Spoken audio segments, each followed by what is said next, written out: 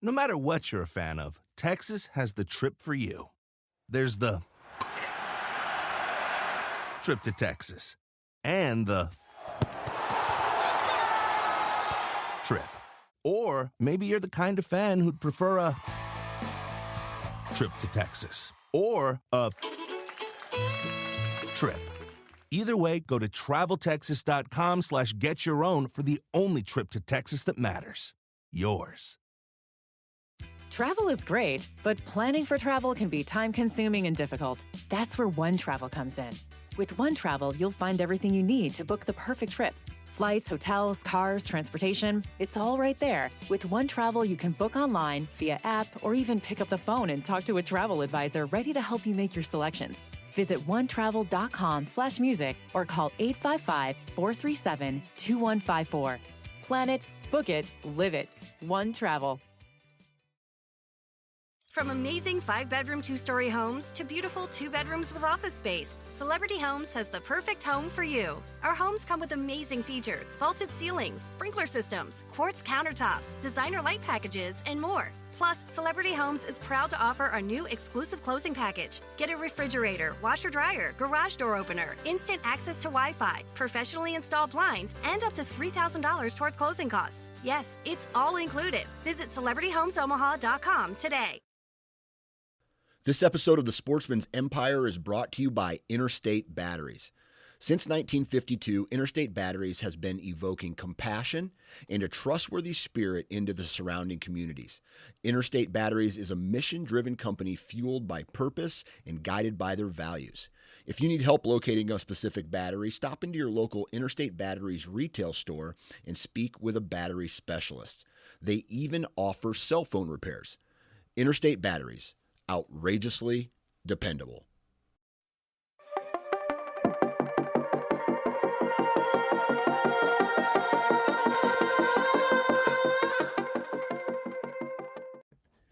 Welcome, everyone. My name is Jacob. Thank you for joining me. This is Hunt Detail. And last week, Montana and New Mexico released their big game draw results. And if you drew a tag in either of those states, or if you already have a tag in, say, Arizona, congratulations. And we have Colorado coming up in a couple weeks and some other states after that. So unfortunately, I put in for New Mexico and Montana and didn't draw either, which is frustrating, but that's sort of the way of the world these days, unfortunately. And for those of you that did draw a tag, and it doesn't have to be an elk tag. It could be mule deer, spring bear, pronghorn, whatever. There's still a lot of decisions that need to be made now. A lot of things that you have to think about as you plan this trip and plan this hunt, especially if you live east of the Mississippi, because logistics and nuance really rule the day. You can't just, it's not public land near your house. It's not your back 40 or a lease that you have nearby. When you're out there, you just have a limited amount of time to get done what you need to get done. And so over the next few podcasts, we're going to really dive into that process of some of these questions and things that you need to think about. But I want to share with you all a free gift that I have for you that is, as of today, April 24th, when you're listening to this, through April 28th, I have a free book. It's the Kindle version available on Amazon. It's the Western Elk Hunt Planner, the Eastern Hunter's Guide to Creating Your Western Hunt Objective Plan and Systems. Now, this book is available for free now until midnight on Sunday, April 28th, and I'd love for you to download it. And even if you're not going to go elk hunting this year, it's still something that you can look back on in future years if you'd like. So go to Amazon, download the book, share it with friends. Text, there's a link in Amazon that you can share something with. Share it with them. Say, hey, download this. It's now free. It's normally $25.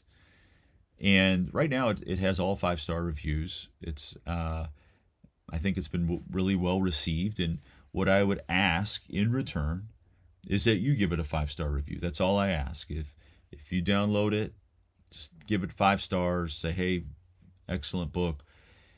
the focus of the book is the logistics and nuance that I've made reference to. It's not suggesting that I'm a master elk hunter and all these strategies and tactics, because that is not me. I'm still trying to evolve and get better in that regard. But what I am really good at is sort of the planning and logistics and nuance dynamics of something of this nature, because there is a lot that you have to plan for and think about when putting a hunt together. And so the more that you can prepare for this, the more you can maximize your time in the field and not sort of spin your wheels or waste your time, because it's difficult to make 1,000-mile trek across, to one of these other western states and then realize you don't have what you need or haven't thought about some of these dynamics because you've never done it before, or you've only done it a couple times or what have you. So some of the decisions that you have to make, we're going to talk about that in this podcast right now, are do you want to go guided or do you want to do it DIY?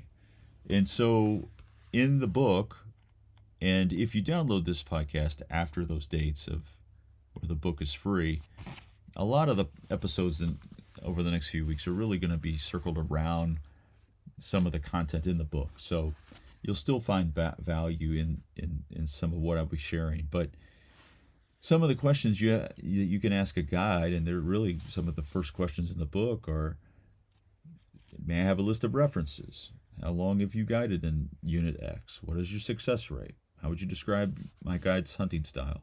How far is lodging from my unit? Can I see pictures of lodging? What is a typical day?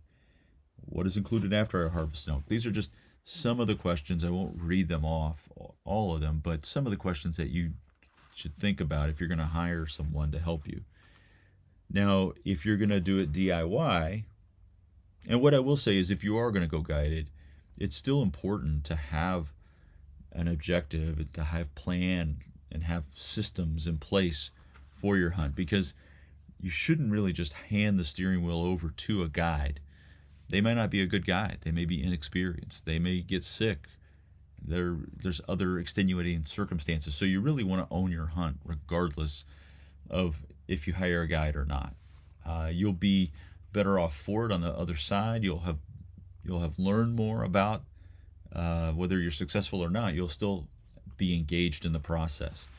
But if you're planning on going DIY, you need to ask yourself some questions about, do I want this to be not a glamping trip, but maybe more of a camping trip where we have a main camp near the trucks, we have steaks, beer, whatever, and we're just sort of doing that? Or are we doing this more bivvy style, hiking back miles and miles? And even within those categories, I mean, there's a lot of different ways that you can do this and still be successful.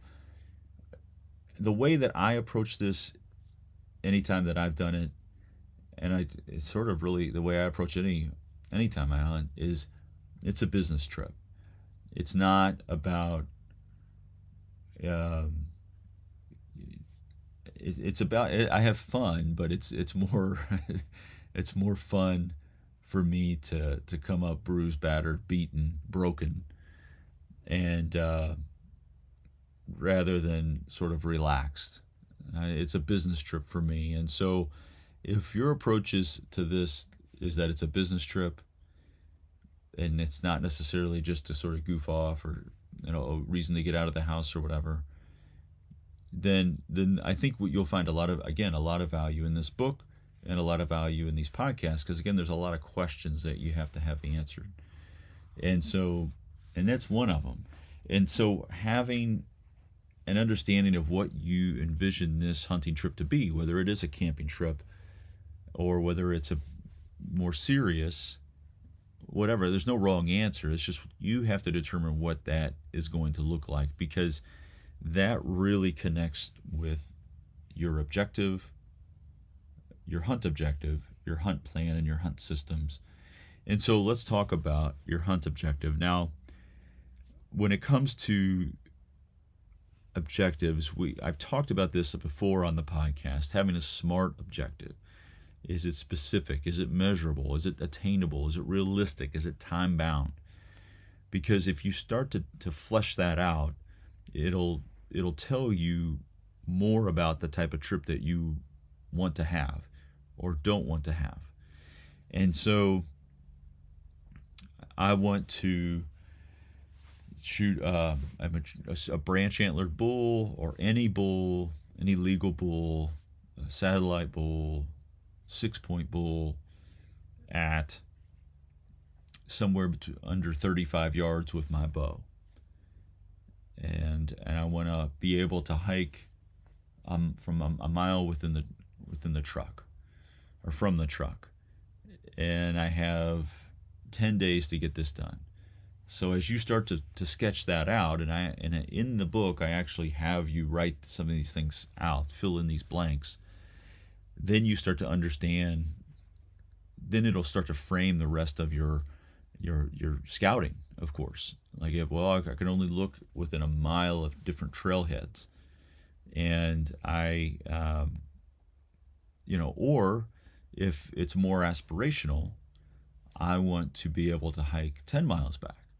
I want to be able to shoot up to 50 yards, and I want to shoot only a 6-point bull, or any legal bull, or any elk, period, including a cow elk.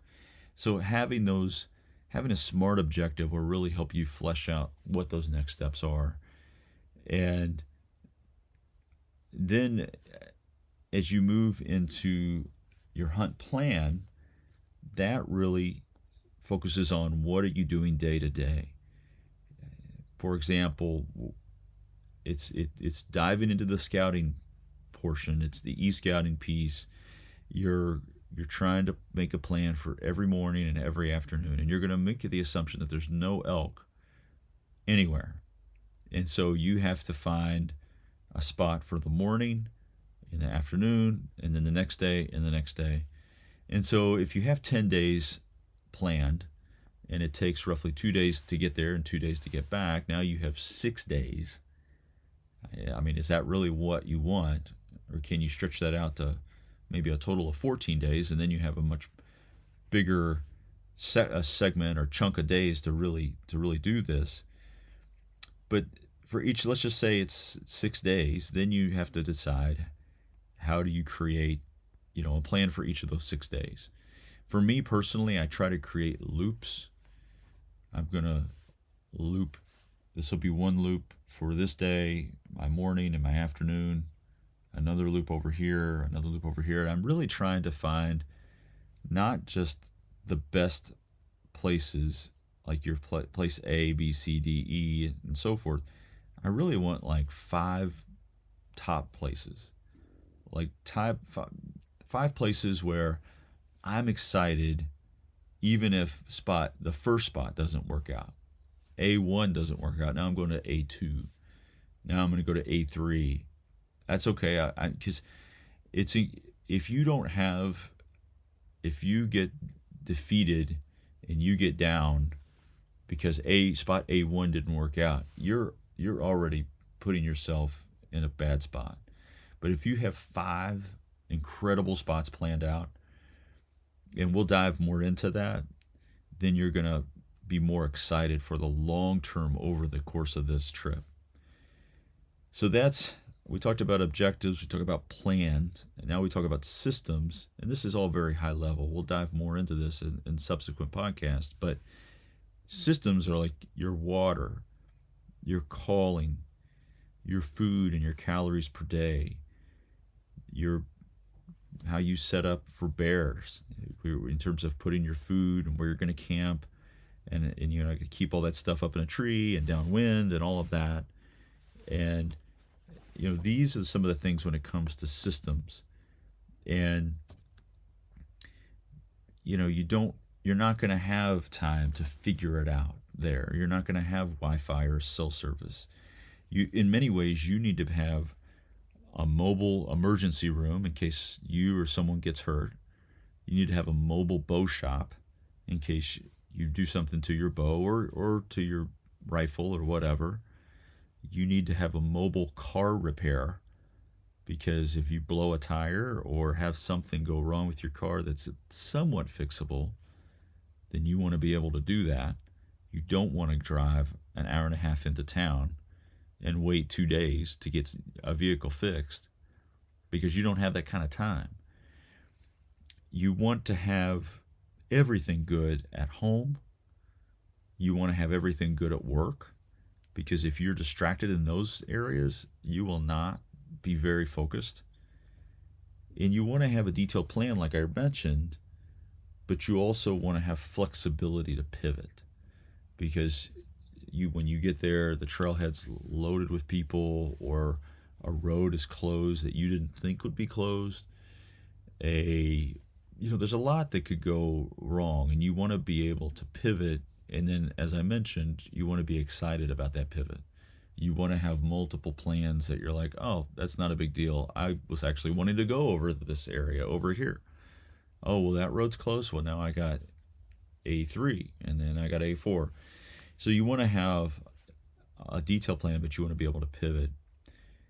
And then, the other piece is that if you've not hunted Western big game, and again, we're going to focus on elk here, but it could apply to other things. How different is the terrain? How different is the calling? How different is their general movement during the course of the day, from bed to feed and feed to bed and water and all that? And you do have to think about, where is water in relation to some of these areas that you're looking at? How do thermals impact your hunting style? What about other hunting pressure? Where might that come from? Am I going to be hunting in grizzly bear country? If so, those are some things that you need to think about in terms of having a weapon and bear spray. I carry both. You also want to think about your bow setup, and we talked a little bit about that as it relates to your objective. And so with those things in mind, it's also like, how different is hunting elk per se versus whitetails or turkey or whatever that you're used to hunting, and how does that impact the rest of your hunt plan and some of the things that we just talked about. And then at the end, you also have to think about, after the shot, how are you going to pack it out? Are you going to have someone help you pack it out? And what's in your kill kit? And if you're going to have somebody help pack you out, you need to talk to somebody to have them on hold, ready for that pack out. And again, that goes all back to some of your e-scouting and really honing in on where you're going to hunt. Because if you don't know where you're going to hunt within, say, the state of Montana and all the general units that they have, then you're going to have to narrow that down first before you start reaching out to someone that can help you pack out your elk. So there's a lot to think about here, and we're going to dive into it a little bit more in each of the subsequent episodes. And it may get a little bit wordy or nuanced or detailed, but hopefully this will be of help as you sort of dive down this rabbit hole. But again, go download the book, share it with some friends, give it a 5-star review. Greatly appreciate that. And then next week we'll dive down into this a little bit more, a little bit more about e-scouting, I believe. So thank you all for listening. Best of luck this season. And of course, congratulations again if you drew an elk tag. All the best.